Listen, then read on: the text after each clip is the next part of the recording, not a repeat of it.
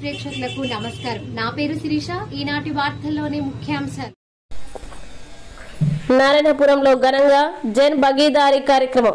నారాయణపురం దక్షిణ మిట్టా పాఠశాలలో గ్రామ ప్రజల భాగస్వామ్యంతో డాక్టర్ చీదరాల చెన్నయ్య ఆధ్వర్యంలో జన్ భాగీదారీ కార్యక్రమం ఘనంగా జరిగింది. ఈ సందర్భంగా మాట్లాడుతూ జనవరి 19వ తేదీ విజయవాడలోని స్వరాజ్ మైదానంలో 125 అడుగుల భారతరత్న డాక్టర్ బిఆర్ అంబేద్కర్ విగ్రహ ఆవిష్కరణ సందర్భాన్ని పురస్కరించుకొని సోమవారం డాక్టర్ బిఆర్ అంబేద్కర్ చిత్రపటానికి పూలమాలలు వేసి విద్యార్థులు గ్రామ ప్రజలతో కలిసి ఘనంగా నివాళులర్పించిన అనంతరం డాక్టర్ బిఆర్ అంబేద్కర్ మరియు సోషల్ జస్టిస్ అనే థీమ్ పై నిర్వహించిన వ్యాసరచన, చిత్రలేఖనం, వక్తృత్వ క్విజ్ పోటీల్లో గెలుపొందిన విద్యార్థులకి అతిథులచే బహుమతుల్ని అందించారు. అనంతరం తాటిపర్తి నాగమణి స్వీపర్ పాఠశాలకి కేక్ ని అందజేసి అందరికీ విగ్రహావిష్కరణ ముందస్తు శుభాకాంక్షలు తెలిపారు. ఈ కార్యక్రమంలో టీచర్ టి కల్పన, ఎం గోవర్ధన్, అట్ల బాలమస్తాన్, వి వెంకయ్య ప్రసాద్, పొదుపు సంఘం మహిళలు తదితరులు పాల్గొన్నారు. 125 అడుగులు ఎత్తినటువంటి డాక్టర్ బిఆర్ అంబేద్కర్ గారి యొక్క విగ్రహాన్ని విజయవాడలోని స్వరాజ్ మైదానంలో 19వ తేదీ వెనకపోవద్దు 19వ తేదీ ఓపెనింగ్ చేస్తున్నారు.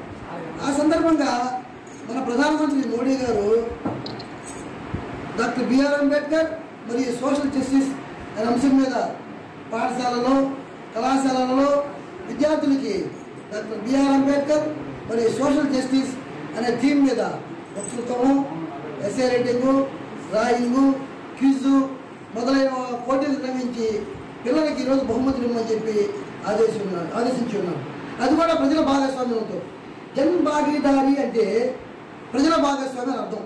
కాబట్టి ఈ ప్రోగ్రాం డిజైన్ చేసింది ప్రభుత్వం వారు చేసి ప్రజల భాగస్వామ్యంతో ప్రతి పాఠశాలలోనూ కాలేజీలు నిర్వహించమని చెప్పారు. అందుమూలంగా ఈరోజు మనం పాఠశాలలో ఈ కార్యక్రమాన్ని మీ అందరి సహకారంతో, మన అసిస్టెంట్ టీచర్ డి కల్పన గారి సహకారంతో, యువత సహకారంతో, గ్రామస్తుల సహకారంతో ఈ కార్యక్రమం ఈరోజు మనం నిర్వహించుకుంటూ ఉన్నాము. అందుకు సంబంధించి మీరు వచ్చిన గెస్టులకి నోరు తీపి చేయాలని 125 అడుగుల ఎత్తైనటువంటి అంబేద్కర్ విగ్రహం మన రాష్ట్రంలో ఎక్కడ లేదు.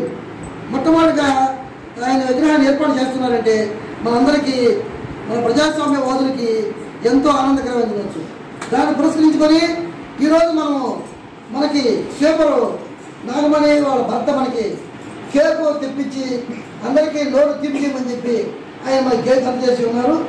కాబట్టి ఈ కేక్ కూడా అందరూ కూడా తిని మీ యొక్క సంతోషాన్ని వ్యక్తపరిచి ఈ కార్యక్రమాన్ని దిగ్విజయంగా ముగించవలసింది కోరుకుంటూ ఈ కార్యక్రమంలో మీరందరూ భాగస్వాములైనందుకు మరొకసారి మీకు ధన్యవాదాలు తెలియజేస్తూ సెలవు తీసుకుంటున్నాను. నెల్లూరు అని టైప్ చేసి సబ్స్క్రైబ్ చేయండి. పక్కనే ఉన్న బెల్ బటన్ ను క్లిక్ చేయండి. బెల్ బటన్ ను క్లిక్ చేయడం వల్ల ఎప్పటికప్పుడు తాజా సమాచారం మీ ముందుంటుంది.